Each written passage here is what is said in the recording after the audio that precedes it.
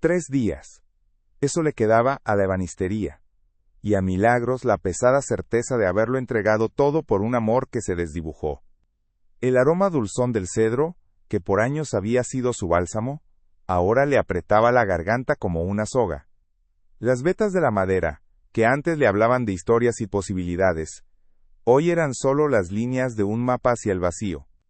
Con cada golpe de su cepillo manual, el polvo fino que se alzaba no era el fruto de su trabajo, sino el fantasma de lo que se iba. Una notificación vibró en su viejo teléfono. Pedido cancelado. Motivo: cliente no contesta. Apenas le prestó atención. El mundo exterior se desvanecía, reducido al polvoriento rectángulo de su taller, y al letrero de enremate que ya pendía torcido sobre el portón. El sol de la tarde se colaba por una rendija del techo de lámina, iluminando las herramientas en la pared, cada una con su propia cicatriz, como ella. Su mano, callosa y fuerte, se detuvo sobre una tabla de nogal. No había más fuerza, solo el eco de una oración silenciosa que nadie parecía escuchar. Unos ojos curiosos se asomaron por la puerta entreabierta. Era Samuel, el niño de la panadería de al lado, con su uniforme escolar impecable y una sonrisa incompleta. «Señora Milagros, ¿por qué ya no está haciendo esas sillitas de cuentos? Mi mamá dice que ya no tiene tiempo». La voz cristalina del pequeño resonó en el silencio cargado de aserrín. Milagros solo atinó a esbozar una media sonrisa, las palabras atoradas. «Pronto, Samuel». «Muy pronto», murmuró, aunque sabía que era una mentira piadosa. El niño, ajeno a la tormenta que se desataba dentro de ella, solo asintió con la cabeza, antes de desaparecer como un colibrí. Milagros tenía apenas 20 años cuando la vida le puso un cincel en la mano, y al mismo tiempo, un corazón nuevo latiendo bajo el suyo. Su sueño era tallar la madera, darle forma, convertir troncos rudos en piezas de arte que contaran historias. Pasaba horas dibujando diseños complejos, imaginando el roce suave de la lija, y el brillo final de la cera. Pero el nacimiento de su hijo lo cambió todo.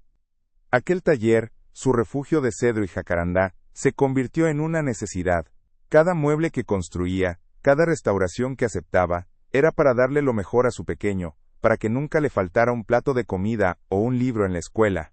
Los bocetos intrincados se fueron guardando en un cajón, reemplazados por encargos más sencillos, más rápidos, más rentables.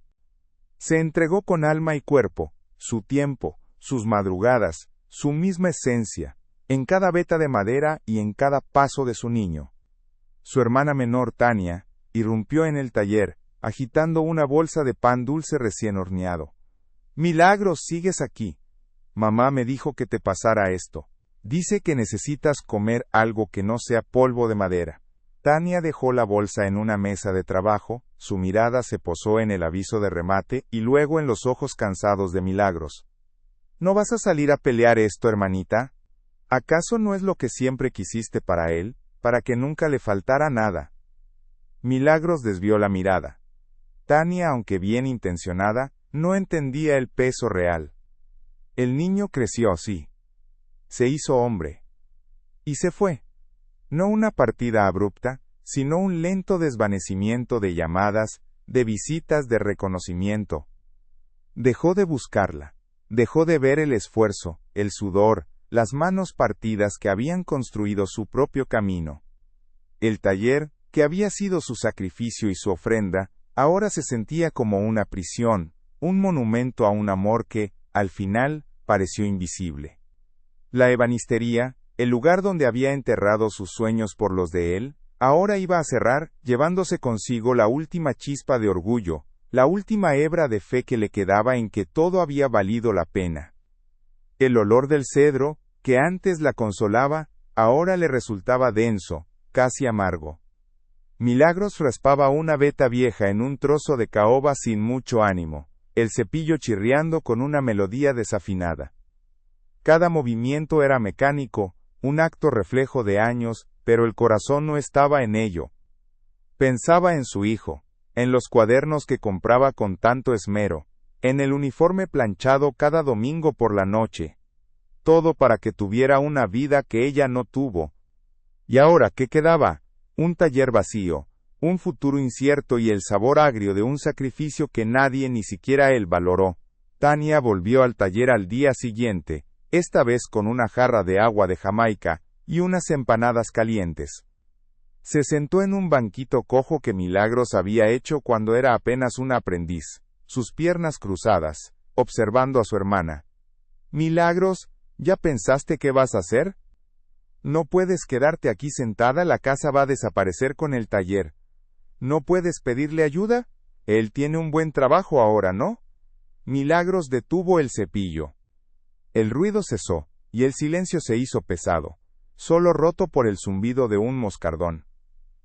¿Ayuda? ¿Y cómo le pido ayuda a quien no sabe ni por qué le sirvo? Tania, él construyó su camino, no lo necesita. Y yo ya no tengo fuerzas para seguir mendigando su atención.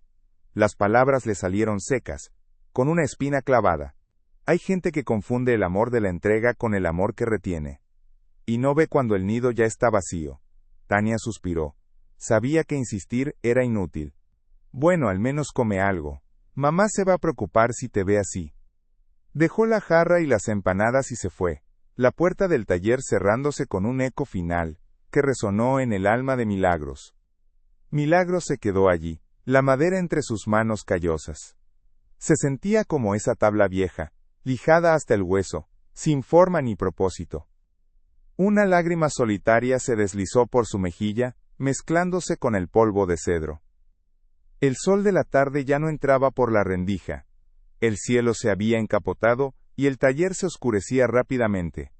Se levantó, encendió una bombilla lúgubre que apenas iluminaba. Sus ojos se posaron en un rincón, donde una caja llena de bocetos viejos y recortes de madera sin terminar, acumulaba polvo. Eran sus diseños originales, los que había guardado cuando su hijo nació, cuando los proyectos sencillos y rentables se volvieron la prioridad. De pronto, la puerta se abrió un poquito. Era Samuel de nuevo, con su uniforme de la escuela, pero esta vez llevaba un pequeño papalote de madera que había construido con pedazos de bambú. «Señora Milagros», dijo con su voz de cristal, «mi abuelo me dijo que usted es la única que sabe hacer los barcos que flotan de verdad. ¿Es cierto?» Él dijo que antes hacía unas cosas que parecían salidas de cuentos. Milagros lo miró. Las sillitas de cuentos que Samuel había mencionado el otro día, los barcos que flotan de verdad, eran esas figuras intrincadas, esos juguetes complejos y artísticos, que ella soñaba tallar antes de que la necesidad dictara su camino. Sí, Samuel, antes. Antes hacía muchas cosas. Su voz era un susurro. El niño le acercó el papalote. Él dice que usted es maga con la madera. ¿Por qué ya no hace magia? La pregunta fue como un golpe suave en el pecho de Milagros. Magia. ¿Cuándo había dejado de hacer magia? Samuel, ajeno a la punzada que provocaba, solo quería una respuesta simple. No hay peor soledad que la de quien grita ayuda en silencio y es escuchado por quienes no entienden el idioma. Milagros solo pudo forzar una sonrisa, la misma mentira piadosa de pronto bailando en sus labios. Cosas de grandes, Samuel. Cosas de grandes. El niño asintió, su papalote de bambú colgando de su mano, y se fue, dejando a Milagros sola en el taller que se sentía más grande y vacío que nunca. Su mirada volvió a la caja polvorienta en el rincón. Esa caja con los sueños aparcados. El último día antes del remate, llegó con una lluvia fina que golpeaba el techo de lámina del taller, un lamento constante. Milagros estaba recogiendo las herramientas, cada una en su lugar, como si al hacerlo pudiera ordenar el caos dentro de ella. Sus dedos rozaron un viejo cincel, la punta roma por el uso. Había sido el primer regalo de su padre cuando le enseñó a tallar. La ebanistería no era solo un negocio, era una herencia, un legado. Y se iba. Mientras metía unos paños viejos en una caja, el sonido familiar de la puerta de la calle, que comunicaba con el pequeño patio trasero, se hizo escuchar. No esperaba a nadie. Era el cartero, un hombre de pocas palabras y rostro curtido por el sol, que nunca antes había pasado por el taller. ¿Milagros Vargas?, preguntó con voz ronca, sosteniendo un sobre grande, de papel grueso y con un sello oficial. Milagros asintió, secándose las manos en el delantal. Tomó el sobre con cierta sorpresa. Gracias, murmuró. El cartero se fue con un gruñido, su figura desapareciendo bajo la llovizna. El sobre no tenía remitente visible, solo un escudo con unas letras intrincadas. Milagros lo abrió con cuidado. Dentro, había una carta impresa en papel de calidad, con membrete del Instituto Nacional de Artes y Oficios. Sus ojos recorrieron las primeras líneas. Estimada maestra Milagros Vargas. La palabra maestra le pareció extraña, como si no se refirieran a ella. La carta explicaba que, en una reciente revisión de archivos históricos de ebanistería, habían encontrado un expediente de una concursante con diseños de piezas de madera extraordinariamente detallados y llenos de narrativa, presentados hace casi 30 años en el Concurso Nacional de Diseño Artesanal. Continuaba, nos complace informarle que su propuesta, El Bosque Encantado, ha sido seleccionada retroactivamente para una mención especial, y queremos invitarla a la exposición, Legados Vivos de la Madera, donde buscaremos recrear algunas de las piezas más innovadoras de nuestra tradición. ¿Sería posible para usted compartir los bocetos originales de El Bosque Encantado, y si lo desea, participar en su recreación para la exposición? Las manos de Milagros temblaban. El Bosque Encantado. Ese era el nombre de la colección de juguetes artísticos, las joyas intrincadas, los barcos que flotan de verdad de los que Samuel le había hablado, los que ella había guardado en esa caja polvorienta, olvidados por la necesidad de construir sillas y mesas funcionales. Ese concurso. Lo había olvidado por completo. Lo presentó justo antes de que se enterara de su embarazo. La vida a veces te quita lo que crees que es tuyo para mostrarte lo que realmente eres. Milagros sintió un vuelco en el estómago. No era una solución a sus problemas financieros. El taller iba a cerrar de todos modos. Pero la palabra maestra, el reconocimiento a El Bosque Encantado, las piezas que ella había imaginado como arte puro, no como sustento. Samuel, con su inocente pregunta sobre la magia, antes hacía magia había dicho, la magia no se había ido, ella la había guardado. La había escondido bajo capas de culpa y sacrificio. Se levantó, la carta aún en sus manos, arrugada por la emoción. Caminó hacia el rincón, donde la caja polvorienta esperaba. Con un movimiento decidido, la abrió. Allí estaban, cubiertos por el tiempo, los bocetos amarillentos de El Bosque Encantado. Pequeños arcos tallados como ramas, figuras de animales con vetas que parecían pelaje, casitas miniatura con techos de jacarandá. Y sí, los diseños de esos barcos que flotaban de verdad, cada detalle meticulosamente dibujado. No eran muebles, eran cuentos hechos madera, eran ella. El taller seguiría su camino, sí. La ebanistería de su padre se transformaría en otra cosa. Pero Milagros, la mujer que había enterrado sus sueños por su hijo, la maestra del Bosque Encantado, sintió que una parte de ella, una parte que creía muerta, respiraba de nuevo. No era una victoria sobre el remate, sino una victoria sobre el olvido de sí misma. Hay esperas que son semillas. Y hay otras que son anclas. La diferencia está en si uno se atreve a mirar el sol otra vez. La lluvia continuaba, pero a Milagros no le importaba. Tenía los bocetos en las manos, el recuerdo de la voz de Samuel en sus oídos, y una pequeña, muy pequeña pero firme, chispa de esperanza en el corazón. La ebanista que solo hacía muebles para sobrevivir, quizás, apenas comenzaba a recordar al artista que soñaba con esculpir cuentos. La carta no le dio una solución, le dio un camino, un sendero de vuelta a su propia esencia, a ese arte que ella creyó haber perdido en el sacrificio. La carta del Instituto Nacional de Artes y Oficios no detuvo el remate, no pagó la deuda, ni borró la sombra que se cernía sobre el taller. Pero encendió algo en Milagros que creía extinto. Los días siguientes fueron una mezcla extraña de desesperación y euforia contenida. Por las mañanas, aún sentía la presión del tiempo, el tic-tac invisible de un reloj que la arrastraba hacia el final. Desempolvó libros de cuentas, llamó a proveedores, intentó negociar plazos, pero las respuestas eran siempre las mismas. No hay nada que hacer, Milagros. Las noches, sin embargo, se llenaron de un nuevo tipo de energía. Sacó la caja de los bocetos del Bosque Encantado. El papel amarillento, las líneas precisas, los detalles minuciosos de cada pieza. No eran solo dibujos, eran ecos de una promesa. Empezó con uno de los diseños más pequeños, un caballito de madera con rizos tallados en la crin, que ella había visualizado como parte de un carrusel de cuentos.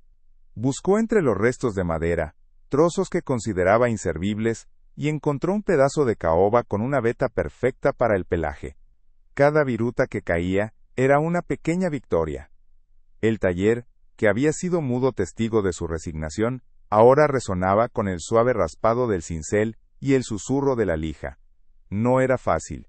Sus manos, acostumbradas a la rapidez de los encargos funcionales, se sentían torpes al principio.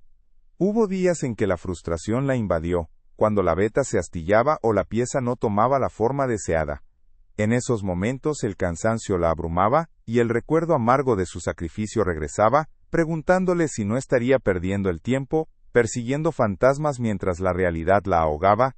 Una tarde, Tania entró al taller con comida, como de costumbre, encontró a Milagros con la cabeza apoyada en su banco de trabajo, rodeada de pedazos de madera fallidos. Milagros, ¿qué estás haciendo? El remate es en unos días. No es momento para esto, dijo Tania, señalando los diseños esparcidos. Milagros solo levantó la mirada, sus ojos rojos, pero en ellos brillaba una determinación que Tania no había visto en años. Estoy recordando quién soy, Tania. Y eso es más importante que cualquier remate. Tania suspiró, pero esta vez, en lugar de insistir, se limitó a dejar la comida y observar el brillo, tenue pero real, en los ojos de su hermana. Los días se fundieron en noches sin dormir. Milagros contactó al instituto, les envió fotografías de los bocetos originales, y con cada email, la emoción crecía. La exposición sería en 2 meses. No mucho tiempo, pero suficiente para tallar un par de piezas clave. Ella, la maestra Milagros Vargas, como la llamaban en los correos. La palabra se sentía como un manto que le envolvía, un reconocimiento a la artista que había silenciado. Una mañana, mientras estaba concentrada en tallar el mástil de un pequeño barco de ensueño, sintió una sombra en la puerta. Era Samuel, con la mirada curiosa, como siempre. Pero esta vez, no preguntó, solo observó.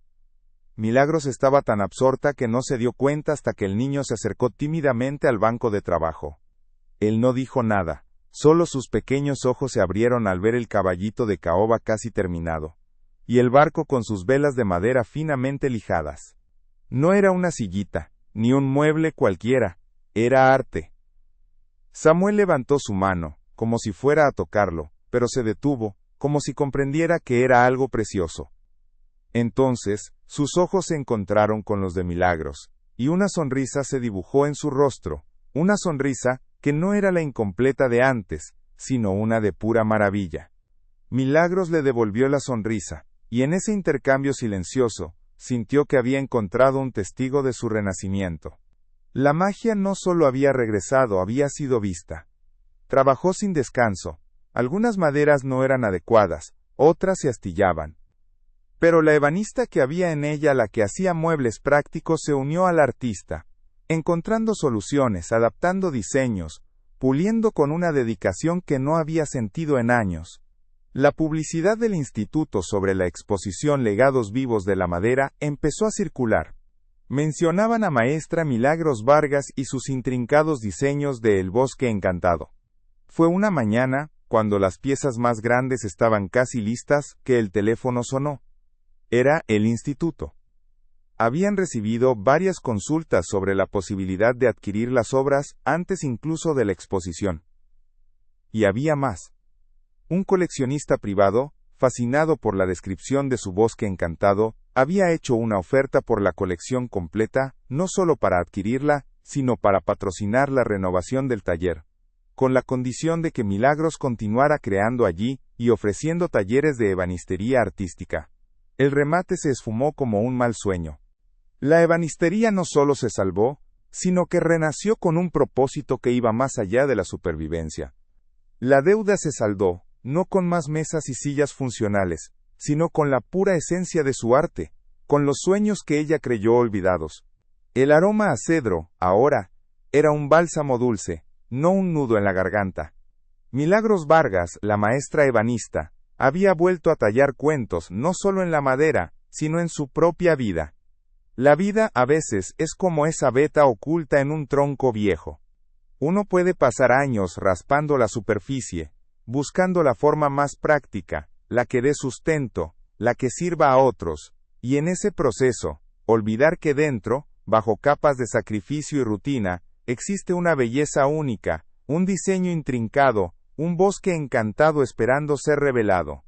La verdadera enseñanza de Milagros no es solo la de encontrar un camino, sino la de recordar que el camino más valioso es el que nos devuelve a nosotros mismos, a nuestra esencia, a esa magia que guardamos creyendo que el mundo no la necesita, cuando en realidad es justo lo que el mundo anhela. Ella dejó de tallar muebles para sobrevivir, y volvió a tallar cuentos para vivir de verdad, no solo para ella, sino para inspirar a otros. Si alguna vez sentiste que tus propios bosques encantados estaban cubiertos de polvo, olvidados en un cajón mientras la vida te pedía otras cosas, comparte aquí con nosotros qué pequeña chispa te ayudó a recordar tu magia.